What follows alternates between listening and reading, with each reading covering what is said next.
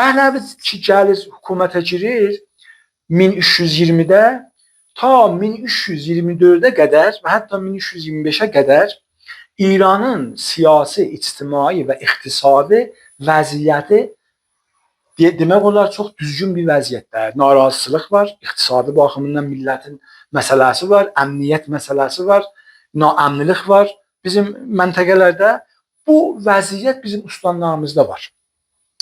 Azərbaycan xalqı Pəhləvi rejimindən razı deyil. Həm fərhəngi baxımından razı deyil. Niyə ki, Rza Şah birinci dəfə olaraq gəlir, öz dövründə türk dilini qadağa qoyur. Türk dilini yazmağın, oxumağın, danışmağın və təhsil eləməyin qabağını alır və qadağa qoyur. Pəhləvi də təqribən gələndən elə o siyasəti idamə verir.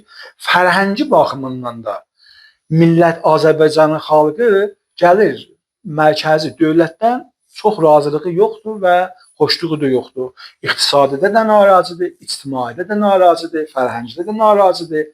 Və bu atmosferin içində Seyid Cəfər Pişəvəri ki, Rza Şah zamanında Rza Şaha ələni tənqidlər eləyib və özü də bir jurnalist idi, Ajin nəşriyyəsini o zaman çağırdırmış və dəfələrlə Rza Şah zamanı bu zindana düşür.